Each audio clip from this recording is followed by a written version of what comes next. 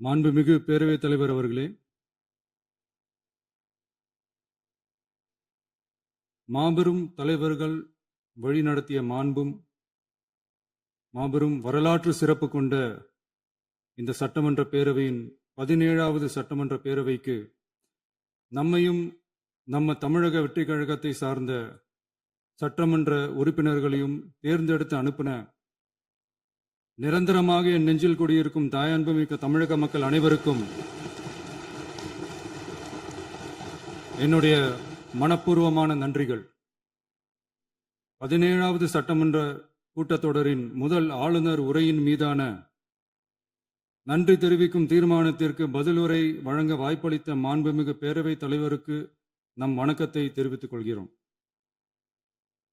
மாண்புமிகு பேரவைத் தலைவர் அவர்களே, இந்த 17வது மாமன்றத்தில் அதிகப்படியான 12 கட்சிகளை சேர்ந்த பிரதிநிதிகள் தேர்ந்தெடுக்கப்பட்டிருக்கும். நாம கொள்கை ரீதியாகவும் நிலைப்பாடு ரீதியாகவும் வேறுபட்டு இருந்தாலும் மக்கள் பணி செய்வதுதான் நம்ம எல்லாருக்கும் பிரைமரியா இருக்கிற ஒரே எய்ம். அந்த வகையில தான் நம்ம எல்லாருமே நம்ம மக்களால் அங்கீகரிக்கப்பட்டு சட்டமன்றத்திற்கு வந்திருக்கிறோம். அதனால நாம கருத்தால் வேறுபட்டாலும் மக்கள் சேவை என்ற நோக்கத்துல நம்ம மாநிலம் சார்ந்த விஷயங்கள்ல நாம எல்லாரும் ஒன்றிணைந்து பயணிச்சா நம்ம தமிழ்நாடு என்னைக்கும் எதிலையும் முதன்மை மாநிலமாக திகழும். ஆளுநர் உரைக்கு நன்றி தெரிவிக்கும் தீர்மானத்தில் பேசின மாண்புமிகு உறுப்பினர்களுக்கு நன்றி. எதிர்த்து பேசினாதான் எதிர்கட்சின்னு ப்ரூவ் பண்ண முடியும்னு நினைச்சுக்கிட்டு பேசின எதிர்கட்சியை சேர்ந்த எதிர்கட்சி தலைவர் உள்ளிட்ட மாண்புமிகு உறுப்பினர்களுக்கும் வணக்கமும் நன்றியும். பதிலுரை வழங்குற அதே நேரத்தில் நம்மளை சட்டமன்ற உறுப்பினராக தேர்ந்தெடுத்த பெரம்பூர் தொகுதி மக்களுக்கு நம்மளோட நெஞ்சார்ந்த நன்றிகள். அதே மாதிரி ராஜினாமா பண்ணிட்டாலும் நம்மளை தேர்ந்தெடுத்த திருச்சி கிழக்கு மக்களுக்கும் இந்த மன்றத்தில் நம்மளோட நன்றியை பதிவு செய்கிறோம். அப்புறம் நம்மளோட அரசியல் பயணத்தை பற்றியும் கொஞ்சம் பதிவு செய்ய விரும்புகிறோம். நாம் ஏதோ ஷூட்டிங்லேருந்து நேராக வந்து சிஎம் ஆன மாதிரியே சில பேர் ஒரு இமேஜ் கிரியேட் பண்ணுறாங்க. அவங்களுக்கு அவங்க ஆசைப்படுற லாங்குவேஜ்லேயே சொல்கிறோம், அது வெறும் ரீல் தான், ரியல் கிடையாது. ஒரு சாதாரண நடிகனாத்தான் நம்ம கெரியர் தொடங்குச்சு. அப்புறம் அப்படியே சின்சியராக உழைச்சி மேலே வந்தோம். நம்ம கெரியரில் நாம் மேலே வந்ததுக்கு இந்த விஜய் ஒருத்தன் மட்டுமே காரணம் இல்லை, அவனோட உழைப்பு மட்டுமே காரணம் இல்லை. இந்த விஜயோட உழைப்புக்கும் உயர்வுக்கும் பின்னாடி இருக்கிற ஒட்டுமொத்த தமிழ்நாட்டு மக்களோட அன்பும் அரவணைப்பும் தான் காரணம். ஒவ்வொரு வீட்டில் இருக்க ஒவ்வொருத்தரும் நம்மளை அவங்க வீட்டில் ஒருத்தனா ஏற்றுக்கிட்டது தான் நமக்கு கடவுளும் மக்களும் தந்த மிகப்பெரிய வரம். அதுக்காகவே கடவுளுக்கு சமமான நம்மளோட சொந்தங்களான தமிழக மக்கள் அனைவருக்கும் மீண்டும் மீண்டும் நன்றி. இப்படி நம்மளை தாயன்போடு அள்ளி அரவணைச்ச தமிழ்நாட்டு மக்களுக்கு நாம் எப்படியெல்லாம் துணையாக இருந்தோம், எப்படியெல்லாம் மக்களோட மக்களா இருந்தோம்னு சொல்றேன்.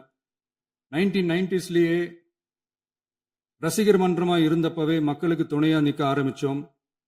அதுக்கப்புறம் நற்படி மன்றமாகவும் அதுக்கப்புறம் விஜய் மக்கள் இயக்கமாகவும் மாறி மக்களோட மக்களா நின்றுகிட்டு இருந்தோம். 2008 ஈழத் தமிழருக்கு ஆதரவா உண்ணாவிரதம் போராட்டம் செஞ்சோம். போர் முடிவுக்கு வரணும், நம்ம தொப்புள் கூடிய உறவுகளான ஈழத் தமிழர்களுக்கு பாதுகாப்பான நிம்மதியான ஒரு வாழ்வு கிடைக்கணும்னு அன்னைக்கே கோரிக்கை வச்சோம். 2009 ஆரம்பிச்ச விஜய் மக்கள் இயக்கம் வழியா நம்மளோட மக்கள் நல பணிகளை எக்ஸ்டெண்ட் அண்ட் எக்ஸ்பேண்ட் பண்ணிக்கிட்டே வந்தோம். கல்விக்கு துணையா இருந்தோம், சோசியல் சர்வீஸ் செஞ்சோம், வெள்ள நிவாரணத்துல துணையா இருந்தோம், கொரோனா காலத்துல மக்களுக்கு தோள் கொடுத்தோம். விலையில்லா விருந்தகம், குருதியகம், முட்டைப்பால் ரொட்டி திட்டம், விழியகம், பயிலகம், நூலகம், இப்படி பல வழியில மக்களுக்கு துணையா இருந்தோம். அப்புறம் நம்மளோட திரைப்படங்கள்ல நம்மளால முடிஞ்ச வரைக்கும் ஊழல் எதிர்ப்பை சொன்னோம், சமூக நீதியை சொன்னோம், கல்வியை பத்தி சொன்னோம், அரசியலை பத்தி சொன்னோம். அரசியலை பத்தி பேசுனதுனால நம்ம படங்கள் சந்திச்ச இது வரைக்கும் சந்திக்கிற பிரச்சனையை பத்தி எல்லாருக்குமே தெரிஞ்சதுதான். இது மட்டும் இல்லாம 2011 நாகப்பட்டினத்துல மீனவர் பிரச்சனைகளுக்கு ஆதரவா ஒரு பெரிய பொதுக்கூட்டம் நடத்தினோம். மீனவர்கள் மீதான தாக்குதலை கண்டிச்சு பேசி அதுல நம்மளோட எதிர்ப்பை பதிவு செஞ்சோம். 2017 ஜல்லிக்கட்டு போராட்டத்தில் தமிழர் பண்பாட்டு உரிமைக்கான நம்மளோட ஆதரவை தெரிவித்தோம். 2018 ஸ்டெர்லைட் போராட்டம் துப்பாக்கி சூட்ல பாதிக்கப்பட்ட நம்ம சொந்தங்களை நேர்ல சந்திச்சு ஆறுதல் சொன்னோம். 2021 உள்ளாட்சி தேர்தல்ல விஜய் மக்கள் இயக்க வேட்பாளர்கள் போட்டியிட்டு ஜெயிச்சாங்க. கல்வி விருது விழா நடத்தி சிறந்த மதிப்பெண் பெற்ற மாணவ மாணவிகளுக்கு ஊக்கத்தொகையும் பரிசும் கொடுத்தோம். 2024 தமிழக வெற்றி கழகத்தை ஆரம்பிச்ச உடனேயே CAA-வை எதிர்த்து அறிக்கை விட்டோம். அரசியல் கட்சி ஆரம்பிச்சு விழுப்புரம் மாவட்டத்தில் விக்கிரவாண்டியில நம்மளோட முதல் மாநில மாநாட்டிய வெற்றி கொள்கை திருவிழாவை நடத்தினோம். தந்தை பெரியார், பெருந்தலைவர் காமராஜர், அண்ணல் அம்பேத்கர், வீரமங்கை வேலுநாச்சியார், மக்கள் சேவகர் அஞ்சலை அம்மாள்னு நம்மளோட 5 கொள்கை தலைவர்களை அறிவிச்சோம். இந்தியாவிலே 2 பெண் ஆளுமைகளை கொள்கை தலைவர்கள் அறிவிச்ச ஒரே கட்சி நம்ம டிவிக்கு மட்டும்தான் என்ற பெருமையோடு அறிவிச்சோம். பெரியார் சொன்ன மாதிரியே அவர் சொன்னதுல நமக்கு ஏற்புடையதை மட்டும் எடுத்துக்கிட்டோம். அவரோட கடவுள் மறுப்பு கொள்கையில நமக்கு உடன்பாடு இல்லைன்னு ஓப்பனா அறிவிச்சோம். நமக்கு கடவுள் நம்பிக்கை உண்டுன்னு அறிவிச்சோம்.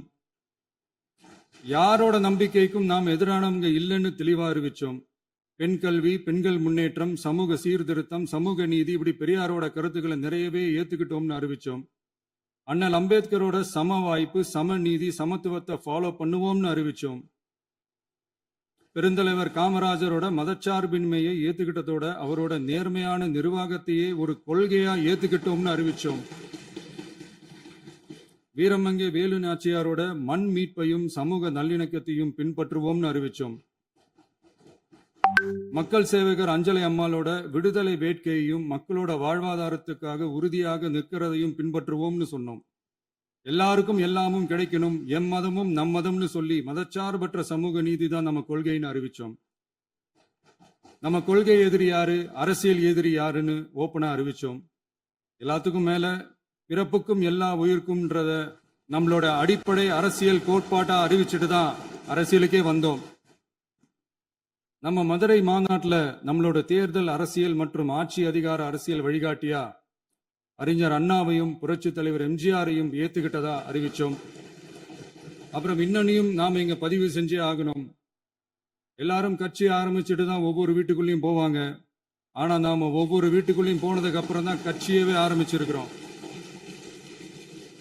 ஒவ்வொரு வீட்டுல ஒவ்வொருத்தரும் நம்மள அவங்க பிள்ளையா, மகனா, அண்ணனா, தம்பியா ஏத்துக்கிட்டதும் இயல்பா நடந்துச்சு. தமிழ்நாட்டு மக்களோட மனசுக்குள்ள போறதுக்கு நாம பட்ட பாடு நமக்கு மட்டும்தான் தெரியும். இதெல்லாம் புரிஞ்சாலும் புரியாத மாதிரி இருக்கிறவங்க தான் நம்மள நடிகன் என்று சொல்லியும், நம்ம கட்சிய நடிகன் கட்சின்னு சொல்லியும் சில நக்கல், நையாண்டி இதெல்லாம் பேசுவாங்க. அதை பத்தி நமக்கு கவலை இல்லைன்னு. இப்படி நம்ம அரசியல் பயணம் ரொம்ப டிரான்ஸ்பரண்டா தான் ஆரம்பிச்சிருக்கு. இந்த 2026 தேர்தலில் கூட்டணியே இல்லாமல் தனியா நின்னோம். மக்கள் நம்மள தெளிவா புரிஞ்சுக்கிட்டதாலையும் நம்ம டிவிகே தோழர்களோட உழைப்பாலையும் நாம 35% வாக்குகளை வாங்கினோம். 1,72,00,000 வாக்குகளோட தமிழ்நாட்டிலேயே தனி பெரும் கட்சியா வந்தோம். தமிழக மக்களாலையும் நம்மளோட ஆதரவு இயக்கங்களாலையும் இதோ இன்னைக்கு இங்க நம்ம டிவிகே ஆளும் கட்சியா உட்கார்ந்துருக்கிறோம். இந்த ஆளும் கட்சியா ஆனதும் அவ்வளவு சாதாரணமாலாம் நடந்துடல. 2.25 வருஷத்துல ஆட்சிக்கு வந்துட்டீங்கன்னு ரொம்ப கிண்டலா கேலியா சிலர் பேசுறாங்க. எங்களோட இந்த 2.25 வருஷ டிராவல்ல எவ்வளவு வலியும் வேதனையும் இருக்குது. நம்மளோட மக்கள் சந்திப்புக்கே அவ்வளவு இடையூறு, அவ்வளவு தடைகள், ஊர் உலகத்துல யாருக்கும் இல்லாத ஒன்னா நமக்கு மட்டுமேன்னு தனியா ஸ்பெஷலா எக்ஸ்க்ளூசிவா நிறைய நிபந்தனைகள், நெருக்கடிகள், கட்டுப்பாடுகள், நம்மளை சந்திக்க வர்ற மக்களுக்கு சரியான பாதுகாப்பு இல்லாம, நம்ம கூட்ட நிகழ்ச்சிக்கு போதுமான பாதுகாப்பு இல்லாமன்னு இன்னும் வெளியே சொல்ல முடியாத நிறைய சூழ்ச்சிகள் எல்லாத்தையும் தாண்டி தான் நாம் இந்த இடத்துக்கு வந்திருக்கிறோம். But still miles to go. நம்ம டிராவல்ல எல்லாத்துக்கும் முச்சமா நம்மளோட சொந்தங்கள், நம்மளோட உறவுகள், 41 பேர் கரூர் சம்பவத்தில் இழந்த வேதனை எல்லாம் எப்படி சொல்றதுனே தெரியல. நம்ம மனசை விட்டு என்னைக்கும் அந்த வலியும் வேதனையும் நீங்கவே நீங்காது. அதுலயும் நம்ம மேலேயே பழி போட்ட கொடுமையெல்லாம் இருக்கும் பாருங்க, அதெல்லாம் வேற லெவலுங்க. என்னத்துக்கு அப்படியெல்லாம் செஞ்சாங்கன்னு தெரியல. அரசியல்னா இப்படியெல்லாம் கொடூரமா இருக்கணுமா என்ன? சரி விடுங்க. இந்த விஜய் இவனோட மக்களுக்காக எதையும் தாங்க தயாராகிட்டான். இவ்வளவு பெயின்ஃபுல்லான நம்ம பொலிட்டிக்கல் டிராவல்ல நம்மளோட மிகப்பெரிய ஆறுதலும் பலமும் என்ன தெரியுமா? என் நெஞ்சில் குடியிருக்கும் என்னோட தமிழ்நாட்டு மக்களும், என் உயிருக்கு உயிரான என்னோட தோழர்களும் தான். அவங்களோட பலத்தால தான். அன்னைக்கு 1967ல முன்னாள் முதல்வர் மாண்புமிகு அறிஞர் அண்ணா அவர்கள் தலைமையில் அமைஞ்ச சாமானியர்களோட ஆட்சி மாதிரி 1977ல முன்னாள் முதல்வர் மாண்புமிகு புரட்சி தலைவர் எம்ஜிஆர் அவர்கள் தலைமையில் அமைஞ்ச மிக சாமானியர்களோட ஆட்சி மாதிரி இதோ இன்னைக்கு அதே வரிசையில 2026 சட்டமன்ற தேர்தல்ல இந்த விஜயோட தோழர்கள் இடம்பெற்ற ஒரு மிக மிக சாமானியர்களின் ஆட்சி அமைஞ்சிருக்கு. வாகை சூடும் வரலாறு திரும்பி இருக்கிறது.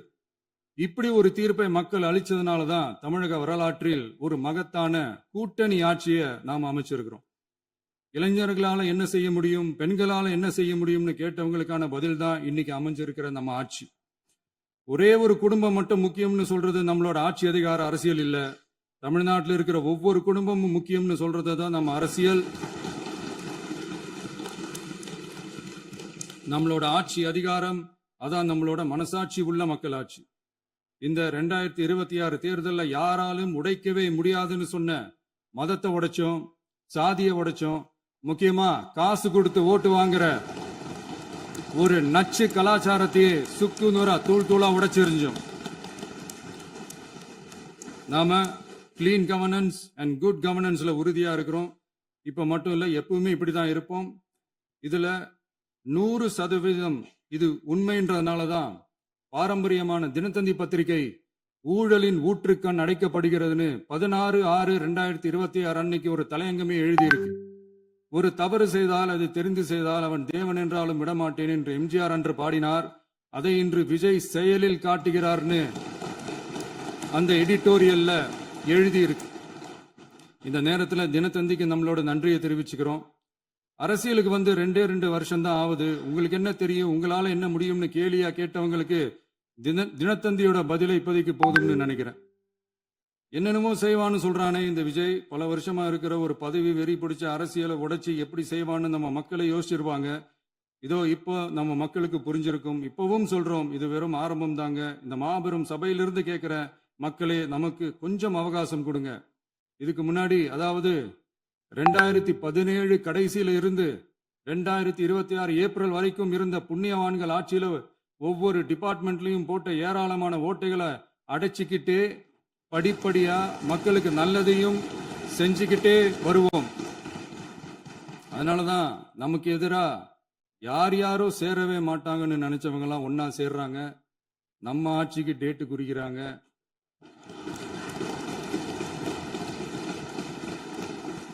சரி, அவங்கள நம்ம மக்களே பார்த்துப்பாங்க, அதை விடுங்க. நாம ஆட்சிக்கு வந்து சரியா 40 நாள் ஆகுது. அதுக்குள்ள என்ன செஞ்சீங்கன்னு கேட்கிறாங்க. ஒரு லிஸ்ட் ஒன்று சொல்றேன் கேளுங்க. பெண்கள் பாதுகாப்புக்காக சிங்கப்பெண் சிறப்பு படை, 200 யூனிட் வரை கட்டணமில்லா மின்சாரம், போதைப் பொருள் ஒழிப்புக்காக தனிப்படை, குறுவை நெல் சாகுபடியை ஊக்குவிப்பதற்காக 134.83 கோடி சிறப்பு தொகுப்பு திட்டம், வழிபாட்டு தலம், ஸ்கூல், பஸ் ஸ்டாண்டுன்னு அதுக்கு பக்கத்துல இருக்கிற 717 மதுபான கடைகள் மூடப்பட்டன. அங்க வேலையில் இருந்தவர்களுக்கு வேறு கடைகளில் வேலை, கவனிக்கப்படாமல் விடப்பட்ட அம்மா உணவகங்கள் புதுப்பிக்கப்பட்டன. பத்திரப்பதிவு துறையில் பகல் கொள்ளைக்கு ஃபுல் ஸ்டாப் வைக்கப்பட்டுள்ளது. வருகையில்லா ஆவண பதிவு முறை கொண்டு வர உத்தேசிக்கப்பட்ட செயல்பாட்டில் உள்ளது. அரசு மற்றும் தனியார் மருத்துவமனையில் ஸ்கேன் மையங்களில் கருவுறுவதற்கு முன் மற்றும் பின் ஏற்படும் தவறுகளை கண்காணிக்கவும், மருத்துவ நிறுவனம் முறைப்படுத்தும் சட்ட விதிகள் பின்பற்றப்படுகிறதா என கண்காணிக்கவும், மருத்துவ மற்றும் ஊரக பணிகள் இயக்கத்தின் பயன்பாட்டிற்காக 40 புதிய வாகனங்கள் வழங்கப்பட்டுள்ளது. கூட்டுறவு வங்கியின் ஏழை எளிய மக்கள் வாங்கிய கடனுக்கு முதல் முத்தாய்ப்பாக ரூபாய் 2045 கோடி தள்ளுபடி வழங்கி ஆணையிடப்பட்டுள்ளது. ஒன்றிய அரசிடம் கேட்டுக்கொண்டதற்கிணங்க கடந்த 2 வருடமாக நிறுத்தி வைக்கப்பட்ட இருந்த ஜல் ஜீவன் மிஷன் திட்டம் புதுப்பிக்கப்பட்டு ஜல் ஜீவன் மிஷன் திட்டம் 2.0 நடைமுறைக்கு கொண்டு வரப்பட்டுள்ளது. 18,500 கோடி அளவில் உறுதியளிக்கப்பட்ட காஞ்சிபுரம் மாவட்டத்தில் மைய விரிவாக்க திட்டம், கோயம்புத்தூரில் மின்னணு பொருட்கள் மற்றும் மின்னணு அமைப்புகள் உற்பத்தி திட்டம், மற்றும் திருவள்ளூர் மாவட்டத்தில் காட்டுப்பள்ளி LNT கப்பல் கட்டும் தளம் விரிவாக்க திட்டத்திற்கு ஒப்பந்தங்கள் போடப்பட்டுள்ளன. அனைத்து நிர்வாக நடவடிக்கைகளும் மின்னணு முறையில் மாற்றம் கொண்டு வர நடவடிக்கை எடுக்கப்பட்டு வருகிறது. சட்டவிரோத கல்குவாரி மற்றும் அனுமதியின்றி கனிமங்களை எடுத்துச் செல்வது தடுக்கப்பட்டுள்ளது. பல்வேறு குவாரிகள் சீல் வைக்கப்பட்டுள்ளன. கனிமங்களை கண்காணிப்பது, எல்லைகளை நிர்ணயிப்பது மற்றும் ஆளில்லா விமானம் மூலம் அளவீடு செய்வது போன்றவற்றை செயல்படுத்துவதற்கான பணிகள் மேற்கொள்ளப்பட்டு வருகின்றன. அனைத்து துறைகளிலும் அலுவலர் தலையீடு இல்லாமல் லஞ்ச லாவண்யமற்ற தமிழகத்தை உருவாக்க அனைத்து நடவடிக்கைகளும் முடுக்கிவிடப்பட்டுள்ளது. இதெல்லாம் சாம்பிள் தான், இன்னும் இருக்கு. இந்த வெறும் 40 நாளுக்குள்ளேயே இவ்வளவு செஞ்சிருக்கோம்னா இனி வர்ற நாட்கள்ல கொஞ்சம் கொஞ்சமா படிப்படியா ஸ்டெடியா உழைச்சி லஞ்ச லாவண்யம் இல்லாத, ஊழல் இல்லாத, பெண்களுக்கு பாதுகாப்பான, சுதந்திரமான, டிரான்ஸ்பரண்டான தமிழ்நாட்டை நம்ம சொந்தங்களான தமிழக மக்களுக்கு தர்றது தான் நம்மளோட ஒன் அண்ட் ஒன்லி டார்கெட். கண்டிப்பா அதை நிறைவேற்றியே காட்டுவோம். 8 கோடி மக்கள் நம்மளோட இருக்கிறப்போ ஏங்க இதை செய்ய முடியாது? மாண்புமிகு பேரவைத் தலைவர் அவர்களே, தமிழ்நாட்டின் கருவூலம் எப்படி திசை மாறி உருமாறி தேய்ந்து ஓய்ந்து கிடக்கிறதுன்னு சொன்னாங்க. திசை மாறி உருமாறி தேய்ந்து ஓய்ந்துன்னு வசனம் மாதிரி ரைமிங்கா இல்லாம வளமான இலக்கியமா இதே சபையில பேசினவங்களோட திறமையான ஆட்சியில நடந்த நிதி மேலாண்மையை பத்தி வெள்ளை அறிக்கையா வெளியிட்டோம். வெள்ளை அறிக்கை வந்ததிலிருந்தே கண்ணை கட்டுதுங்க. அந்த காலத்துலதான் பிள்ளையோ பிள்ளை தொல்லையோ தொல்லைன்னு சொன்னாங்க. அதே மாதிரி தாங்க அவங்க ஆட்சியாலையும் அவங்களாலையும் இன்னைக்கு தமிழ்நாட்டுக்கே தொல்லையோ தொல்லை. இப்படி ஒரு நிலைமையை உண்டாக்கி வச்சுட்டு இவங்க சொல்றாங்க நமக்கு ஆட்சி செய்ய தெரியாதுன்னு. நம்ம அமைச்சர்களுக்கும் நம்ம சட்டமன்ற உறுப்பினர்களுக்கும் ஒன்னும் தெரியாதுன்னு. ஆமாங்க, எங்களுக்கு தெரியாதுதான். எங்க சட்டமன்ற உறுப்பினர்களுக்கும் அமைச்சர்களுக்கும் மக்கள் பணி செய்ய தெரிஞ்ச அளவுக்கு மக்கள் பணத்தை சுருட்ட தெரியாதுதான்.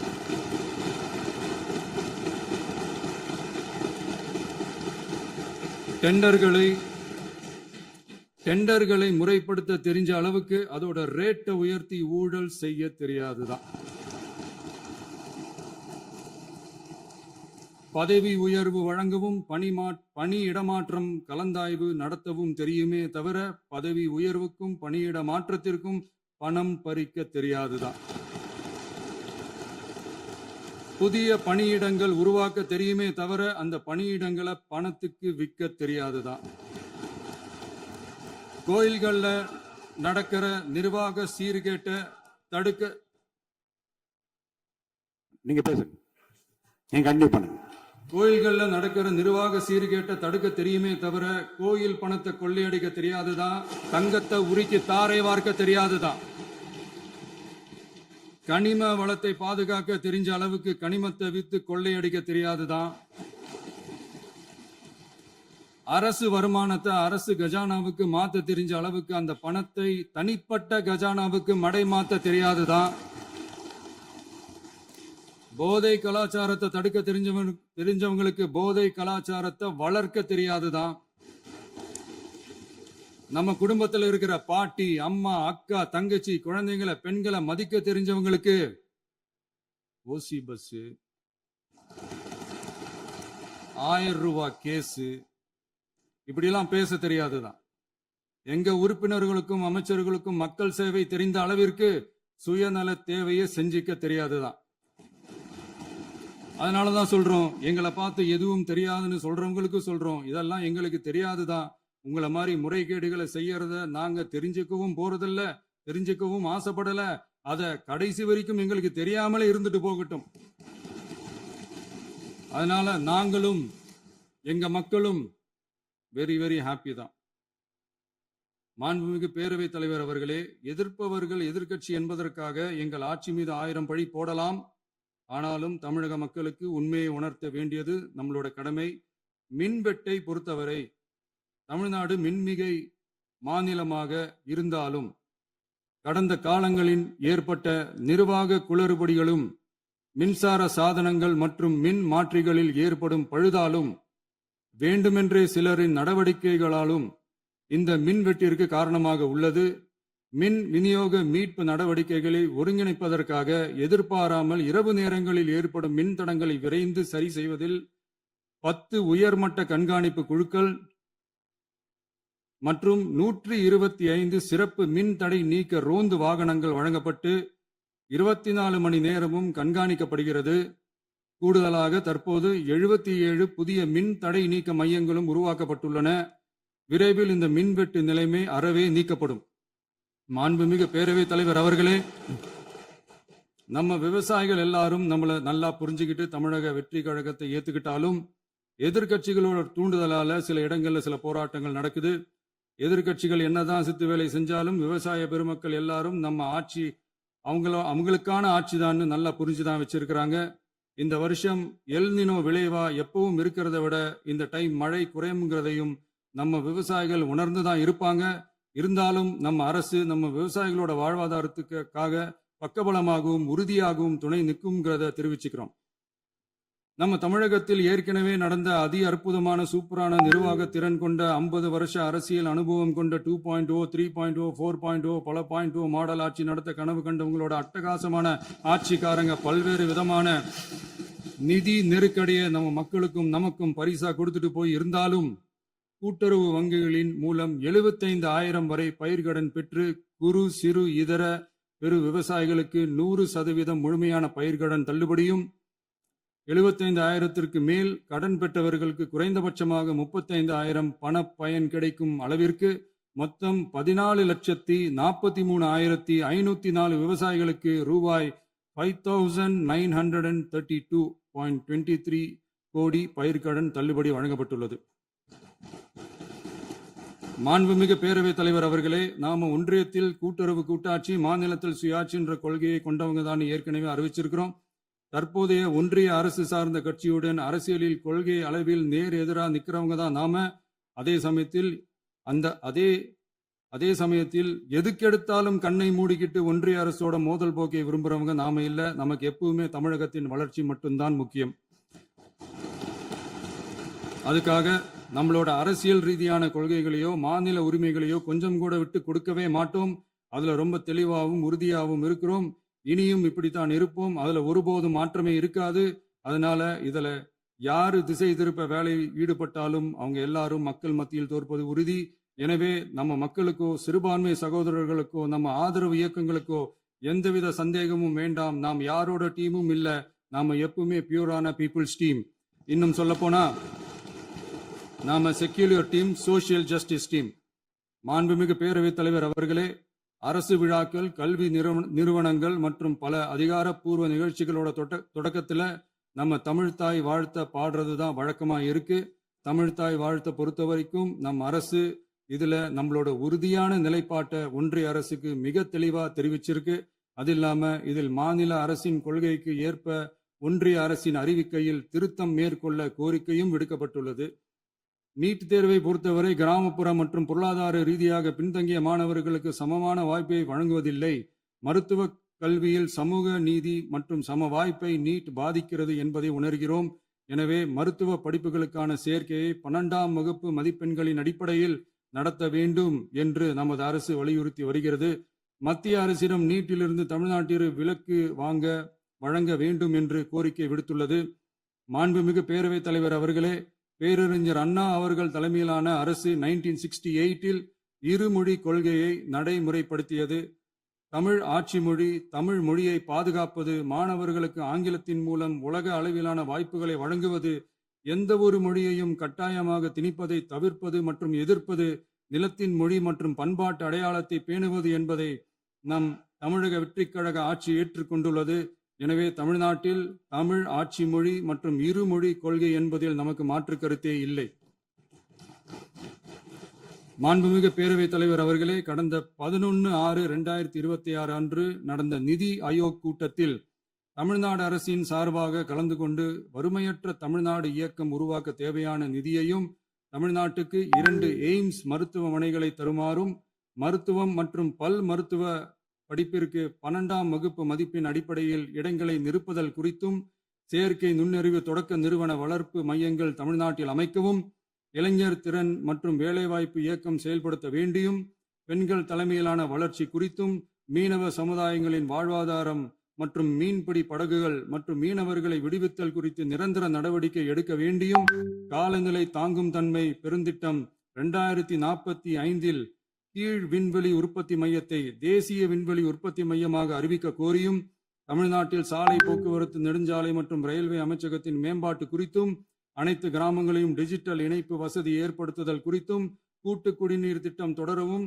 அரசின் விழாக்களில் தமிழ்தாய் வாழ்த்துக்கான முதலிடத்திற்கான கோரிக்கையும், மேகதாது அணை கட்டுமான நிறுத்தத்தை உறுதிப்படுத்தவும், மாநிலத்தின் மீது மும்மொழி கொள்கையை வற்புறுத்தாமல் புதிய கல்விக் கொள்கையை திணிக்காமல் தமிழகத்திற்கான கல்வித் தொகை ரூபாய் 3284 கோடியை விடுவிக்க கோரியும், ஆண்டுதோறும் 5 லட்சம் இளைஞர்களுக்கு உதவித் தொகையுடன் கூடிய பணியினை தொழில்நுட்ப பயிற்சி வழங்க ஒத்துழைப்பு வழங்குமாறும், ஒகேனக்கல் 3ஆம் கட்ட கூட்டு குடிநீர் திட்டத்திற்கான நிதி ரூபாய் 2283.40 விடுவிக்கவும், வேலை வாய்ப்பு மற்றும் வாழ்வாதாரத்துக்கான உத்தரவாத திட்டத்தின் கீழ் வேலை வாய்ப்புகளை உருவாக்க உடனடி நடவடிக்கை மேற்கொள்ள வேண்டியும் மற்றும் திருக்குறளை தேசிய இலக்கியமாக அறிவிக்குமாறும் தமிழ்நாடு சார்பில் பேசியுள்ளோம் என்பதை தெரிவித்துக் கொள்கிறோம்.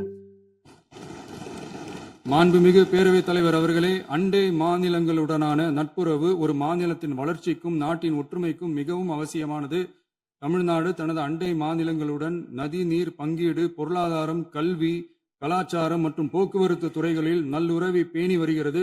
பரஸ்பர மரியாதை, ஒத்துழைப்பு மற்றும் கூட்டாட்சி தத்துவத்தின் அடிப்படையில் அண்டை மாநிலங்களுடனான நட்புறவை வலுப்படுத்தவும் நமது ஆட்சியில் காக்கப்படுகிறது. மாண்புமிகு பேரவைத் தலைவர் அவர்களே, சட்டம் ஒழுங்கை பத்தி பேச்சு வந்தது.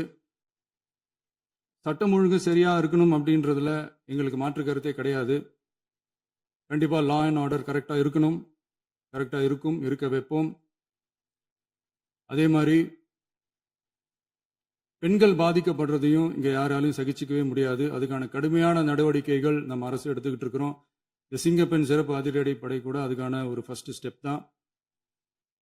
அதே மாதிரி இந்த போதைப் பொருள் நடமாட்டம், அதை கண்ட்ரோல் பண்றதுக்கும் நம்ம அரசு கடுமையான நடவடிக்கைகள் எடுத்துக்கிட்டு இருக்கிறோம். அதையும் கண்டினியூ பண்ணி எடுப்போம். மாண்புமிகு பேரவைத் தலைவர் அவர்களே, இப்ப நான் சொன்ன இந்த பிரச்சனைகள்லாம் 2026 போன மாசம் மே மாசம் 10ஆம் தேதி புதுசா வந்துடல. இதெல்லாம் பல வருஷமா இருக்கிற பிரச்சனைகள் தான், பல வருஷமா கண்டுக்காம விட்ட பிரச்சனைகள் தான். இன்னைக்கு எதிர்கட்சிக்காரங்க அதை பத்தி கேட்கும் போது எனக்கு அது அக்கறையா தெரியல, அவதூறு அரசியலா தான் தெரியுது, பழி போடுற அரசியலா தான் தெரியுது. இப்படி அவதூறு பழி போடுறவங்களை பார்த்து ஒன்னே ஒன்று தான் கேட்கணும்னு தோணுது. கடந்த 9-10 மாசமா நம்ம ஸ்டேட்ல சட்டம் ஒழுங்கு டிஜிபியே இல்லை. சட்டம் ஒழுங்கு டிஜிபியை போடுங்கன்னு சொல்லி எல்லாம் ஓஞ்சி போயிட்டோம். போன ஆட்சியில நடந்ததுக்கெல்லாம் இப்பதான் விடையே கண்டுபிடிக்கிறோம் நம்ம ஆட்சியில்.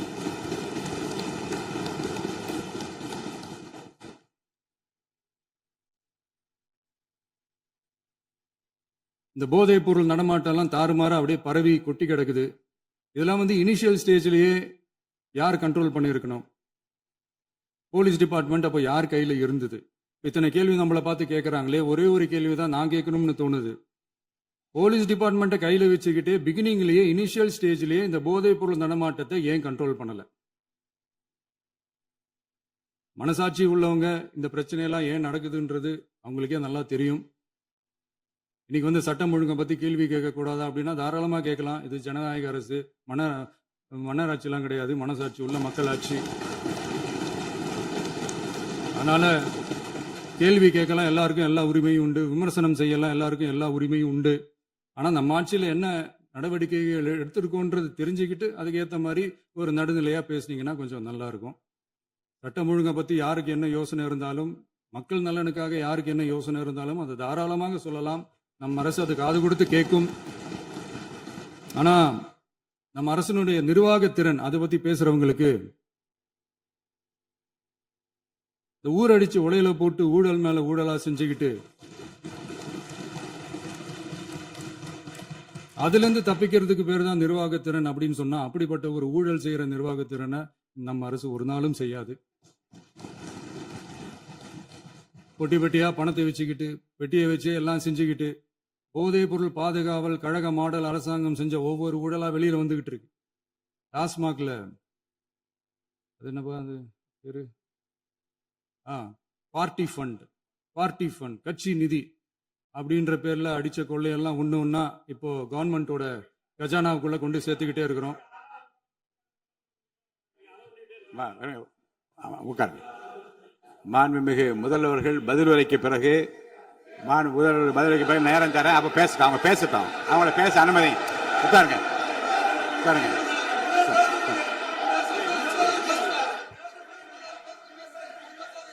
மாண்புமிகு அலோவ் பண்றேன் உட்காருங்க. மாண்பு உறுப்பினர்கள் நீங்க இங்க உட்காருங்க, அமைதியா உட்காரு. நீங்க எல்லாம் உட்காருங்க. உட்காருங்க. மாண்புமிகு நீங்க எல்லாரும் உட்காருங்க. அமைதியா உட்காருங்க. இருங்க, உட்காருங்க. அப்புறம் நீங்க என்ன உட்காருங்க. நான் கொடுப்பேன், உட்காருங்க. நான் பாயிண்ட் ஆஃப் ஆர்டர் கொடுங்க, நான் கொடுக்குறேன்.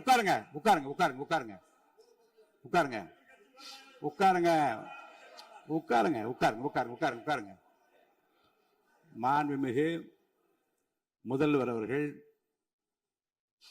போர்வையாக நிதானமாக சொல்லிக்கொண்டே இருக்கிறார். நீங்க குறிப்பெடுத்து வைத்துக் கொள்ளுங்கள்.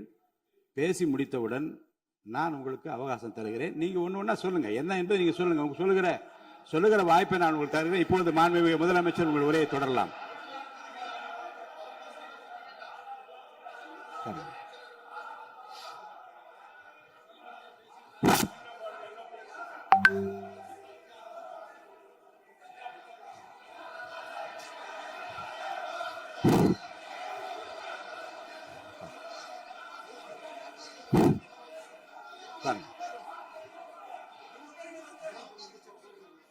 நான் எழுந்த பிறகு உட்கார்றதான் முறை. உட்காருங்க, எல்லாரும் உட்காருங்க. தேசிய உட்கார்.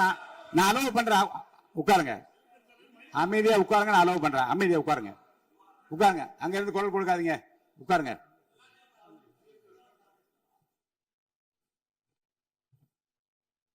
இனிமையான இந்த விவாதத்தில் இதுவரை குறுக்கீடுகள் இல்லாமல்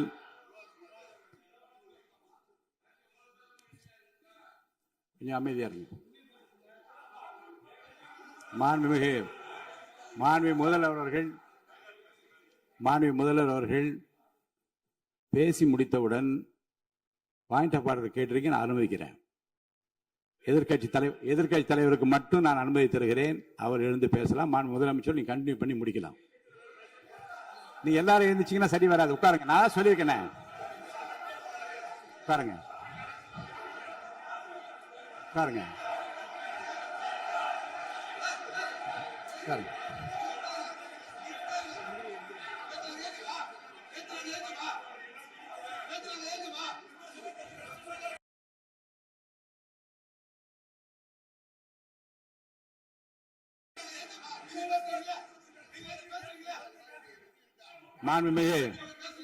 மாண்பு உறுப்பினர் அமைதி காக்க வேண்டும். நேற்று எதிர்க்கட்சி தலைவர் பேசுகிற போதும் அவர் பேசுகிற எல்லாவற்றுக்கும் நான் அனுமதி அளித்தேன். அதுல பாயிண்ட் ஆஃப் கேளுங்க. அந்த விவாதத்தில் கேளுங்க. இப்போதும் மாண்புமிகு முதலமைச்சர் அவர் பேசி முடித்த பிறகு நான் உங்களுக்கு அதுக்குரிய அவகாசம் தருகிறேன். நீங்க கேள்வி கேளுங்க. கேட்கிற உரிமையும் விளக்கத்தை பெற்றுக்கொள்ள உரிமை உங்களுக்கு இருக்கிறது. அதற்கு அவகாசம் நான் தருகிறேன்.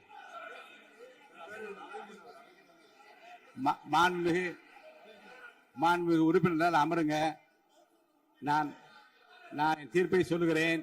மாண்புமிகு முதலமைச்சர் அவர்கள் பேசி முடித்தவுடன் எதிர்க்கட்சி தலைவருக்கு அந்த வாய்ப்பை நான் தருகிறேன். நிச்சயமா அந்த கேள்வி கேட்கலாம். உட்காருங்க எல்லாரும். முன்னவர் பேசுங்க. மாண்பு பேரவைத் தலைவர் அவர்களே, இன்று இவர்கள் முயற்சி செய்வது அவர் ஆளுங்கட்சியாக இருக்கின்ற போது இருங்க, நான் சொல்லிடுறேன் பிளீஸ். ஒரே நிமிஷம் நான் சொல்லிடுறேன் பிளீஸ். ஆளும் கட்சியாக இருக்கின்ற போது நீங்கள் சொன்ன ஒரே வார்த்தை, நாங்கள் பேசி முடித்ததற்கு பிறகு குறிப்பிடுத்துவிட்டு நீங்கள் எந்த கேள்வி வேண்டுமானாலும் கேட்கலாம் என்று ஒரு முறையை நீங்கள் பின்பற்றினீர்கள். அதே முறையை இப்போது பின்பற்ற வேண்டும் என்று கேட்டுக்கொள்கிறேன். பள்ளிக்கல்வித்துறை அமைச்சர். மாண்புமிகு பேரவைத் தலைவர் அவர்களே, நேற்றைய தினம் கூட எதிர்க்கட்சி தலைவர் சொன்னதை முழுமையாக கேட்டு இறுதியில் ஒரு வாய்ப்பு தந்தீங்க. அதுவும் இல்லாம இந்த நேரத்தில் நேரலையில் நீங்களும் பாக்குறீங்க. அங்கிருந்து ஒருமையில் விழித்து இந்த பக்கம் இருக்க உறுப்பினர்களை பார்த்து அப்படின்னு ஒருமையில் விழிப்பதை உங்கள் மூலமாக கண்டிக்கிறேன். அந்த வார்த்தையை அவை குறிப்பிலிருந்து நீக்கணும். கண்ணியம் காத்து அவைக்குள்ள வராது. அவையெல்லாம் அவைக்குள்ள வராது. முதல்வர் முழுமையாக பேசுவதை காத்து கண்ணியம் காத்து இந்த சபைக்கு ஒரு மரபு இருக்கிறது, அதை மூத்த உறுப்பினர்கள் பின்பற்றபடி உங்கள் மூலமாக கேட்டுக்கொள்கிறேன். மாண்புமிகு முதலமைச்சர் அவர்கள் உரையை தொடரலாம். நான் தரேன். நான் உறுதியாக மாண்புமிகு முதலமைச்சர் அவர்கள் பேசி முடித்தவுடன் எதிர்க்கட்சி தலைவருக்கு அந்த வாய்ப்பு தரப்படும் என்பதை உறுதியாக சொல்லிவிட்டேன். இடையிலே குறுக்கீடு செய்யாமல் அந்த பேச்சு முழுமையாக பேசி முடிக்க நீங்கள் அனுமதி வழங்க வேண்டும் என்று கேட்டுக்கொள்கிறேன். அமைதியா உட்காருங்க, அவங்க பேசி முடிக்கட்டும், நீங்க கேளுங்க. நான் என்ன சொல்றேன், கேட்கிற உரிமையும் விளக்கத்தை கேட்டு பெற உரிமை உங்களுக்கு இருக்கிறது. ஆனா இடையிலே குறுக்கீடு செய்யாமல் அதை முடிக்கும்படி நான் கேட்டுக்கொள்கிறேன். மாண்புமிகு முதலமைச்சர் அவர்கள் தொடர்ந்து நீங்க பேசலாம்.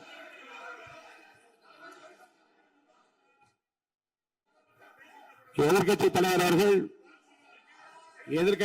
அவர்கள் உங்கள் கட்சியினுடைய உறுப்பினரை அமைதிப்படுத்த வேண்டும் என்று நான் கேட்டுக்கொள்கிறேன். உங்களுக்கு வாய்ப்பு தரவில்லை என்றால் அவர் எழுந்து நிற்பதில் நியாயம் இருக்கு. வாய்ப்பு தரப்போகிறேன். மாண்பு முதலமைச்சர் அவர்கள் பேசி முடித்தவுடன் உங்களுக்கு வாய்ப்பு தரப்படும். அது வரைக்கும் உங்களுடைய உறுப்பினரை அமைதி காக்க நீங்கள் தான் பார்த்துக் கொள்ள வேண்டும். மாண்பு அவை முன்னவர். மாண்பு பேரவைத் தலைவர் அவர்களே, அவர் அப்போது சொன்னது வேறு, இப்போது நடந்து கொள்கிற முறைகள் வேறாக இருக்கிறது. அன்றைக்கு அவர் சொல்லுகிற போது அமைச்சர் அத்தனை பேரும் பேசி முடித்ததற்கு பிறகு உங்களுடைய கருத்துக்கள் ஏதாவது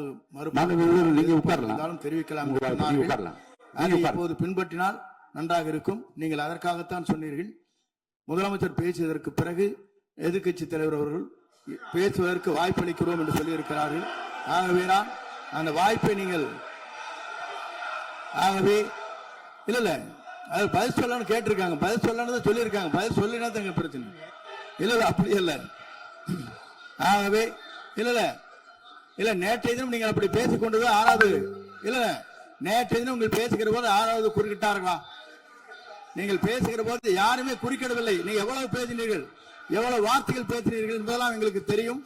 யாருமே அதில் குறுக்கிடவில்லை. இது முதலமைச்சர், எங்கள் முதலமைச்சர் எதிர்க்கட்சி தலைவர் பேசுகிற போது யாரும் குறுக்கிட வேண்டாம் என்று சொன்னார்கள். அதை நாங்கள் பின்பற்றினோம். ஆனால் இன்றைக்கு நீங்கள் பின்பற்றவில்லை என்றால் வேதனையாக இருக்கிறார். முன்னவர் நேற்று எதிர்க்கட்சி தலைவர் பேசுகிற போது அடுக்கடுக்காக குற்றச்சாட்டுல வைத்தார்.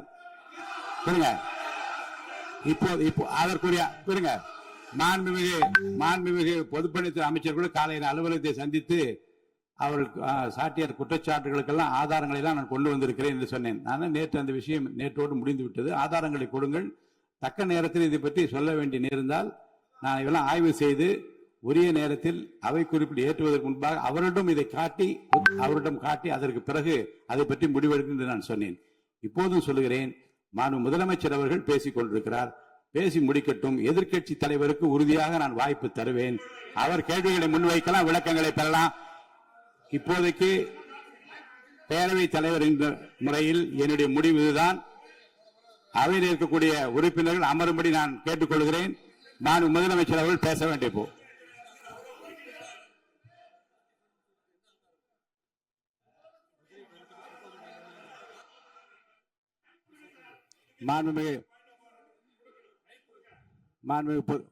இருங்க. அதை முன்னவர் பேரவைத் தலைவர் அவர்களே, நேற்றைய தினம் நீங்கள் முழுமையாக பேசினீர்கள். உங்கள் பேச்சுக்கள் எப்படி இருந்தது என்பதும் நாடறியும். இருந்தாலும் கூட நாங்கள் அமைதியாக இருந்தோம்.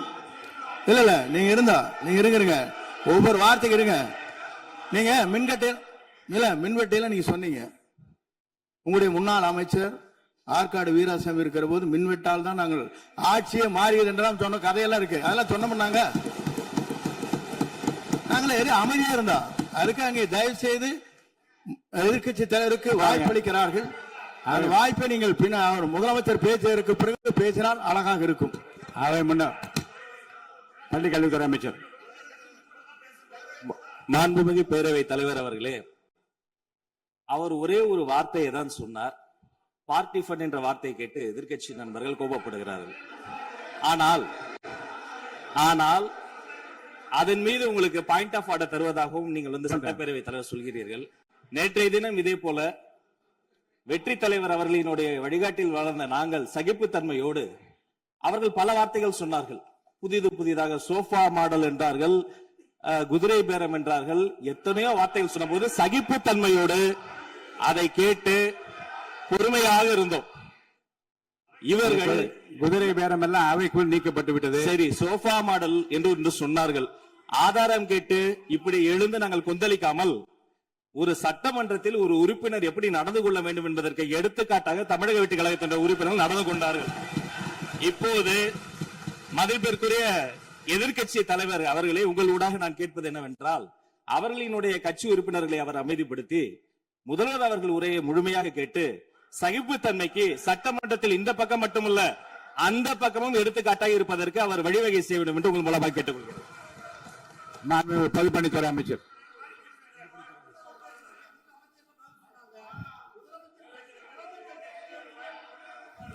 மாண்புமிகு பேரவைத் தலைவர் அவர்களே,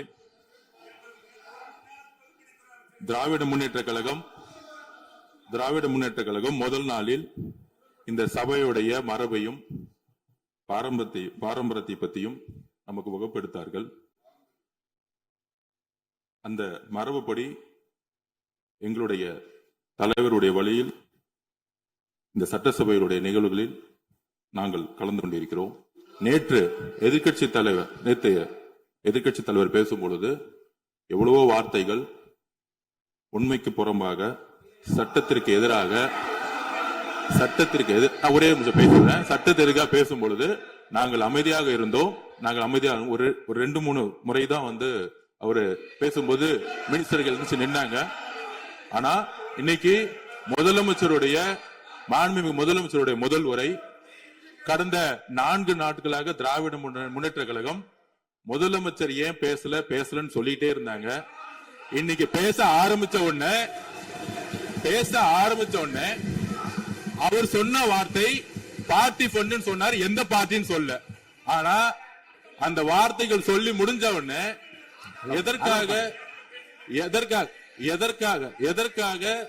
எதற்காக முதலமைச்சருடைய பேச்ச இவங்க குறுக்கிறாங்கன்னு தெரியல. நீங்கள் சொன்னதுபடி முதலமைச்சர் பேச வேண்டும். பேசிய பின்பு கருத்துகளுக்கு பதிலளிக்க அவர்கள் பதிலளிக்க நாங்களும் பதிலளிக்க தயாராக இருக்கிறத பதிவு பண்றோம். மாண்பு முதலமைச்சர் அவர்கள்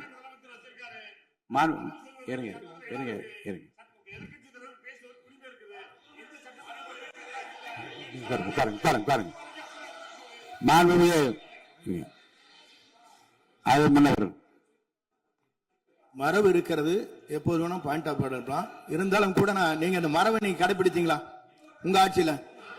நீங்க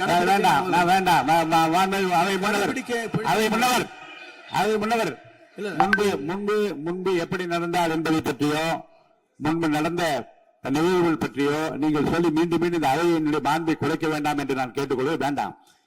இப்போது உள்ள பிரச்சனை, மாண்பு முதலமைச்சர் அவர்கள் தன்னுடைய பேச்சை உறுதி செய்து முடிக்க வேண்டும். அவர் முடித்த பிறகு எதிர்க்கட்சி தலைவருக்கு நான் நிச்சயமாக வாய்ப்பு தருவேன். அவர் கேள்வி கணக்குகளை தொடுக்கலாம், சந்தேகங்களை கேட்கலாம். விளக்கம் தருவதற்கு மாண்பு முதலமைச்சர் அவர்கள் தயாராக இருக்கின்றார். அமைதியாக என்னை அமரும்படி நான் கேட்டுக்கொள்கிறேன். இப்ப நான் அனுமதிக்க முடியாது. மாண்பு முதலமைச்சர் உரையை தொடரலாம்.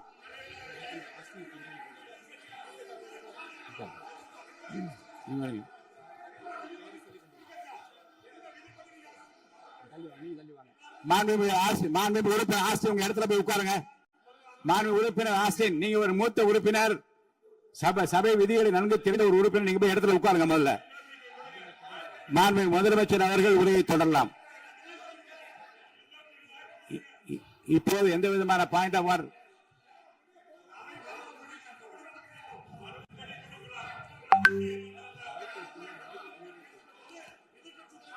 நான் வாய்ப்பு இல்லை என்று சொன்னால் நீ எழுந்து நிற்பதிலே நியாயம் இருக்கிறது.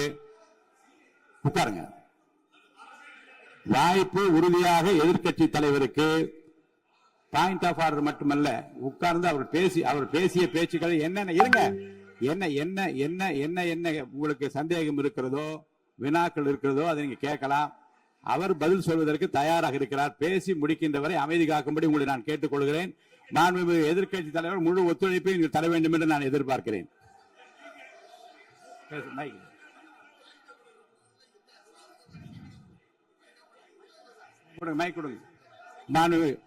மாண்புமிகு எதிர்க்கட்சி தலைவர் பேரவைத் தலைவர், நீங்க உட்காருங்க. நேற்று நான் பேசும்போது சில அமைச்சர்கள் குறுக்கிட்டு பேசினாங்க, அதற்கு நீங்க அனுமதி கொடுத்தீங்க. அது மாதிரி இன்னைக்கு முதலமைச்சர் பேசும்போது சில வார்த்தைகள், தவறான வார்த்தைகள் பேசுறாரு. அவர் பார்ட்டி ஃபண்ட் அப்படின்னு சொல்லியிருக்கிறாரு. அவர் அமைச்சர் அந்த பார்ட்டி ஃபண்ட் எந்த பார்ட்டின்னு கூட சொல்ல தைரியம் இருந்தா சொல்லுங்க, நாங்க அதெல்லாம் ஃபேஸ் பண்ண தயாரா இருக்கோம். எதையும் ஆதாரத்தோடு எதையும் பேசுங்க. நீங்க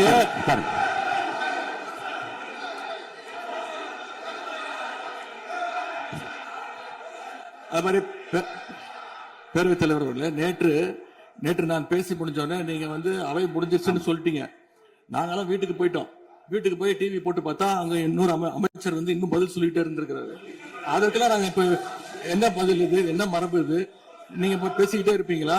நாங்க பாத்துக்கிட்டே இருக்கணுமா? அதே மாதிரி இன்னைக்கு முதலமைச்சர் அவர்கள் பேசும்போது நாங்களும் அமைதியா கேட்டுட்டு தான் இருந்தோம். ஆனா சில கருத்துக்கள் அவர் பேசும்போது அதை நாங்க அனுமதிக்க முடியாது. ஆதாரத்தோடு ஏதாவது பேசணும்னா, குற்றச்சாட்டுகள் சொல்லும் போது ஆதாரத்தோடு சொன்னீங்கன்னா அதை நாங்க ப்ரூவ் பண்றதுக்கு தயாராக இருக்கு. மாண்புமிகு உறுப்பினர் அவர்கள் இருங்க. நேற்று மாண்புமிகு எதிர்க்கட்சி தலைவர்கள் பேசியதும், மாண்புமிகு பொதுப்பணித்துறையர்கள் பேசியதும் ஆதாரம் இல்லாமல் பேசக்கூடாது என்று நான் சொன்னேன். ஆய்வு செய்து நீக்கப்பட வேண்டியது நீக்கும் என்று சொன்னேன். இப்போது மாண்புமிகு முதல்வர் அவர்கள் பேசி முடிக்கட்டும். நீங்கள் கூறிய கருத்துப்படி அதில் ஆதாரங்கள் இல்லாத குறிப்பாக இருந்தால் அதை நீக்குவதற்குரிய உரிமை எனக்கு இருக்கிறது. ஆய்வு செய்து நான் நடவடிக்கை எடுப்பேன். இப்போது மாண்புமிகு முதலமைச்சர் அவர்கள் பேசலாம்.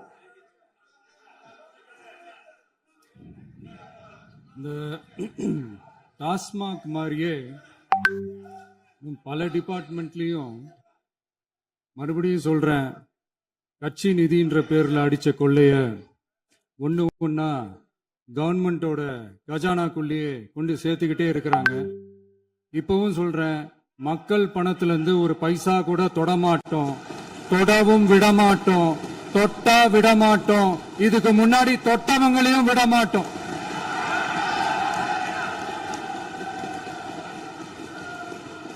ஒவ்வொரு ஊழலா வெளியில வரும் போலயே, ஒவ்வொரு வேஷமா கலைஞ்சிரும் போலயே, இங்க இருக்கிற நிறைய பேரு நடுங்கி போய் இதுல நம்ம மேல அவதூறு வேற. இப்ப புதுசா ஒரு வெப்பன் ஒண்ணு கொண்டு வந்திருக்காங்க. அது என்ன தெரியுமா? அவங்க தயவால தான் நம்ம ஆட்சி நடக்குதான். மக்கள் தயவால இந்த ஆட்சி நடந்துகிட்டு இருக்கு. மனசாட்சி உள்ள சக்திகளோட ஆதரவால இந்த ஆட்சி நடந்துகிட்டு இருக்கு. நாங்க தான் அனுப்பி வச்சோம் அப்படின்றாங்களே. அனுப்பி வச்சவங்களுக்கு மினிஸ்ட்ரியில இடம் கொடுத்தா ஏன் கதறீங்க? ஏன் இவ்வளவு கோபம்? ஏன் இவ்வளவு கதறல்ஸ்? இதுல இன்னொரு முக்கியமான விஷயம், மார்க்சிஸ்ட் கம்யூனிஸ்ட் கட்சி நமக்கு ஆதரவு கொடுத்தது சுயேட்சையா எடுத்த முடிவுன்னு சொல்றாங்க. அதே மாதிரி இந்திய கம்யூனிஸ்ட் கட்சி நமக்கு ஆதரவு கொடுத்தது சுயேட்சையா எடுத்த முடிவுன்னு சொல்றாங்க. இதுல எங்க இருந்து நாங்க தான் அனுப்பி வச்சோம்னா புரியலையே. மக்களுக்கு நல்லா புரியும், எல்லாத்தையும் தெளிவா பார்த்துக்கிட்டு இருக்கிறாங்க.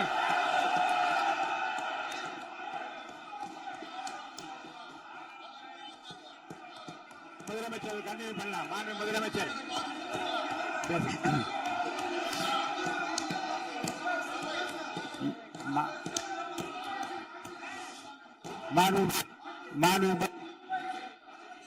முதலமைச்சர் கண்டினியூ பண்ணலாம். நீங்க கண்டினியூ பண்ணலாம்.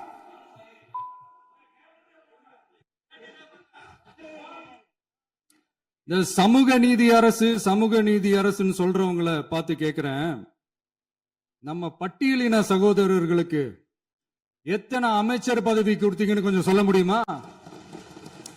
ஆனா நம்மளுடைய அரசுல 8 அமைச்சர் பதவிகள் யாருக்கு? நம்ம பட்டியலின சகோதரர்களுக்கு. எல்லாம் நம்ம அண்ணன், நம்ம தம்பி, நம்ம தங்கச்சிங்க. அண்ணல் அம்பேத்கர் அவர்களுடைய கிட்டத்தட்ட 100 ஆண்டு கால கனவு இப்ப நிறைவேறி இருக்கு. நான் ஏன் கொஞ்சம் சவுண்டா பேசுறேன் அப்படின்னா அவங்களுக்கு கேட்கணுன்றதுக்காக தப்பா எடுத்துக்காது. அதே மாதிரி பெண்களோட பாதுகாவலர் நாங்க தான் அப்படின்னு சொல்லிக்கிறவங்களை கேட்கிறேன், எத்தனை பெண்களுக்கு அமைச்சர் பதவியில இடம் கொடுத்தீங்க கொஞ்சம் சொல்ல முடியுமா? எங்க அரசுல 4 சகோதரிகளுக்கு அமைச்சர் பதவி கொடுத்திருக்கிறோம்.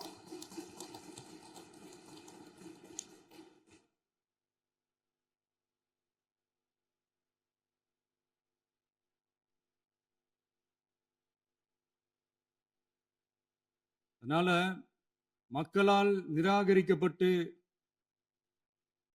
மக்களால் அகற்றப்பட்டவங்களுக்கு ஒன்னே ஒண்ணு சொல்லிக்கிறோம், தப்பே செய்ய மாட்டோம், ஊழலே செய்ய மாட்டோம், நேர்மையா தான் இருப்போம், நியாயமா தான் இருப்போம் அப்படின்னு சொல்றவங்களால மட்டும்தான் கூட்டணி ஆட்சி அமைக்க முன்வரும். ஆட்சியிலையும் பங்கு, அதிகாரத்திலையும் பங்கு கொடுக்க முன்வரும். ஊழல்லையே ஊறி போனவங்களால இந்த கூட்டணி ஆட்சியோ, ஆட்சியிலையும் பங்கு, அதிகாரத்திலையும் பங்கு கொடுக்க முன்வராது. மெஜாரிட்டி இருந்தாலும் தரமாட்டாங்க, மெஜாரிட்டி இல்லைனாலும் தரமாட்டாங்க. கேட்டா ரெடிமேடா ஒரு பதில் ஒண்ணு வச்சிருப்பாங்க, கூட்டணி ஆட்சியை மக்கள் விரும்ப மாட்டாங்கன்னு. அதே மக்கள் தான் இப்ப அவங்கள பார்த்து சிரிக்கிறாங்க. நான் பதவி ஏத்த அன்னைக்கு கொஞ்சம் டைம் அவகாசம் கேட்டேன். எதுக்கு கேட்டேன்? நிதி நிலைமைலாம் கொஞ்சம் மோசமா இருக்குது, அதெல்லாம் கொஞ்சம் சரி செஞ்சுக்கிட்டே படிப்படியா கொஞ்சம் கொஞ்சமா நான் கொடுத்த வாக்குறுதிகள்லாம் செயல்படுத்துவேன், அதுக்காக கொஞ்சம் டைம் அவகாசம் கேட்டேன். நான் ஏதோ வேற எதுக்காகவோ வேற யாருக்காகவோ ஏதோ அவகாசம் கேட்ட மாதிரி. அடுத்து இங்க சபையில இல்லாதவங்களை பத்தி பேச வேண்டாம்னு நினைக்கிறேன்.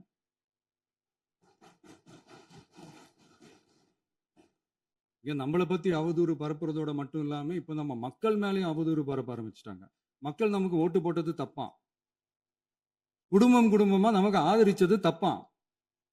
இது இப்ப இல்ல, நான் சொல்றது எம்ஜிஆர் அவர்கள் காலத்திலிருந்தே. அப்பவே அவர் ஜெயிச்சப்போ அதே மக்களை தப்பு தப்பா பேசுறது. மக்கள் என்ன பண்ணிட்டாங்க, எம்ஜிஆர் என்ன பண்ணிட்டாரு, எம்ஜிஆர் என்ன இது பண்ணிட்டாரு. 50 வருஷமா ஒரே டெக்னிக்கா.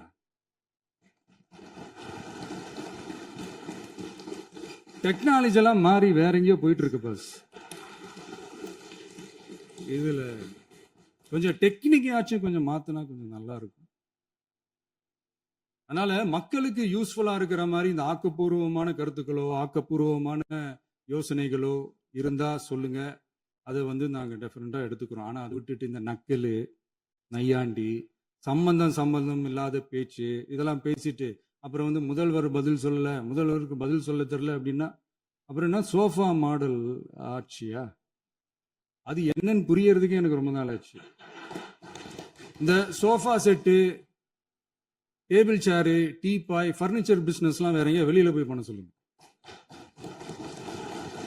அப்படி அந்த பிசினஸ் தான் பண்ணணும்னா நிறைய பிசினஸ் பண்ற மாதிரி வெளியில போய் பண்ண சொல்லுங்க, இங்க சட்டசபைக்குள்ள வேணாம்.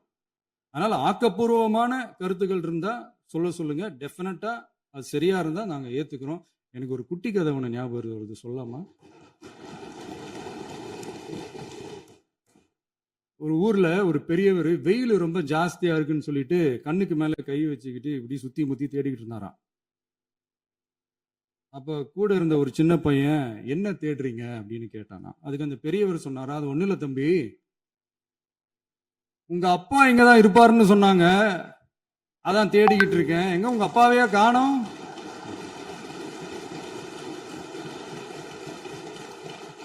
இல்ல அந்த எங்களுக்கும் நக்கலா நையாண்டியா சம்பந்தம் இல்லாத குட்டி கதை இதெல்லாம் எங்களுக்கும் பேச தெரியும். அந்த கதையில பெரியவர் அப்படி சொன்னாராம், தப்பா எடுத்துக்காதீங்க. அந்த கதையில பெரியவர் அப்படி கேட்டாராம். அதனால யாரும் இங்க டென்ஷன் ஆக வேணாம். அதனால இன்னொரு இந்த என்னுடைய உரையை முடிக்கிறதுக்கு முன்னாடி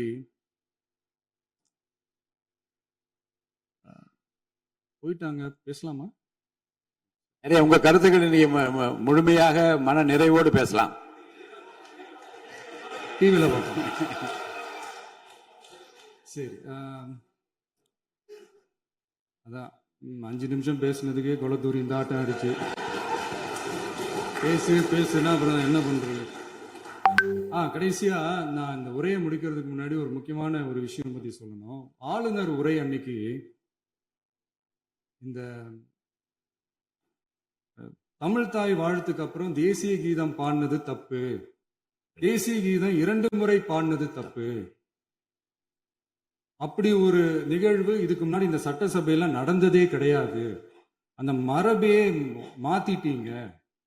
இப்படி ஒரு ஒரு பெரிய ஒரு போர் மாதிரி எதிர்க்கட்சியை சார்ந்தவங்க எல்லாம் சொன்னாங்க இல்லையா, அந்த மாநில உரிமை போராளிகளை, அந்த மரபு காக்கிற உரிமை போராளிகளை ஒரே ஒரு கேள்விதான் கேட்கணும்.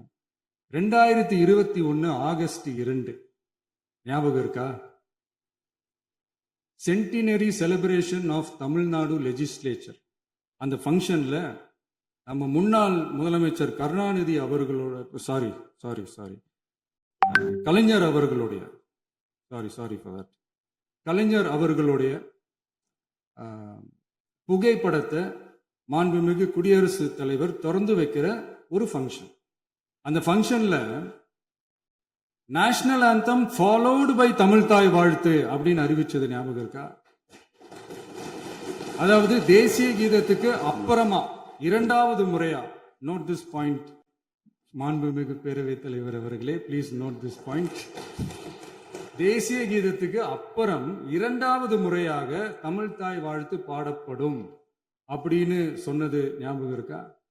அதுவும் முத்தமிழ் அறிஞர் அப்படின்னு சொல்ற நம்ம கலைஞர் அவர்களுடைய அந்த புகைப்படம் வெளியிட்டு விழாவில் அவர் இருந்த இதே சபையில தமிழ இரண்டாவது இடத்துக்கு தள்ளினது யாருன்னு ஞாபகம் இருக்கா?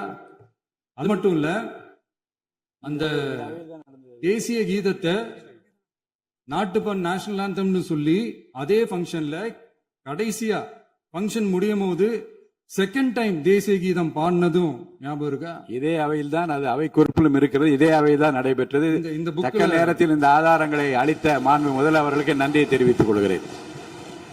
டவுட் இருந்தா இந்த புக்கை பார்த்து தெரிஞ்சுக்கலாம். அதனால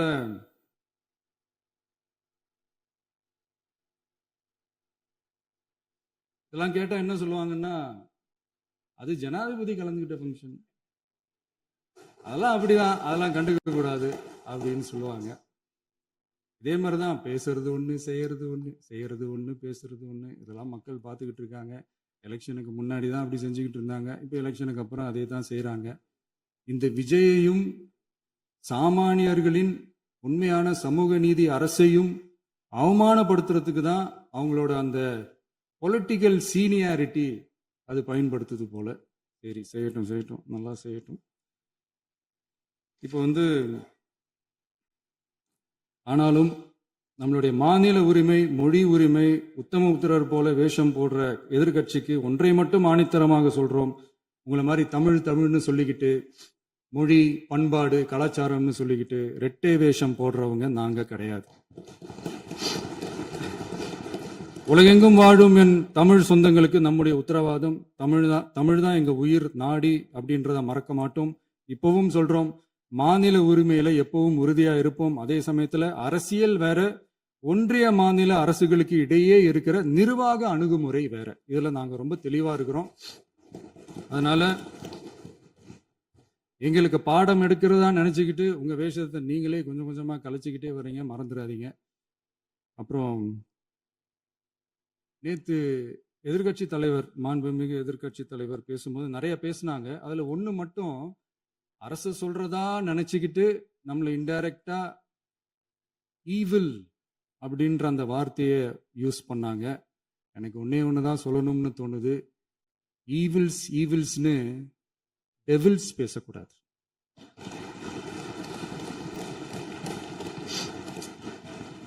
அவங்க இருந்திருந்தா ஒரு ஆக்ஷன் பண்ணணும்னு எனக்கு தோணுச்சு. எல்லாரும் போயிட்டாங்க. பர்மிஷன் பண்ணலாமா? இப்பவும் பண்ணலாம், ஒன்றும் தப்பு இல்லை.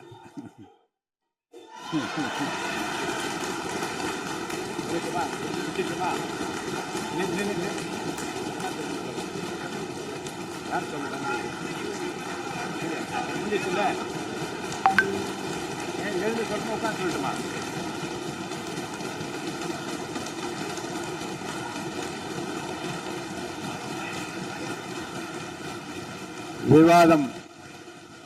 விவாதம் முடிவுற்றது. மாண்புமிகு உறுப்பினர்கள் முன்மொழிந்த திருத்தங்கள் வலியுறுத்தப்படுகின்றனவா என்று அறிய விரும்புகிறேன். மாண்புமிகு உறுப்பினர்கள் முன்மொழிந்த திருத்தங்கள் அனைத்தும் பேரவையின் அனுமதியில் திரும்ப பெறப்படுகின்றன. 2026 ஆண்டு ஜூன் திங்கள் 18ஆம் நாளன்று சட்டமன்ற பேரவைக்கு மாண்புமிகு ஆளுநர் அவர்கள் ஓந்தளித்த பின்னுரைக்கு தமிழ்நாடு சட்டமன்ற பேரவை உறுப்பினர்கள் பெரிதும்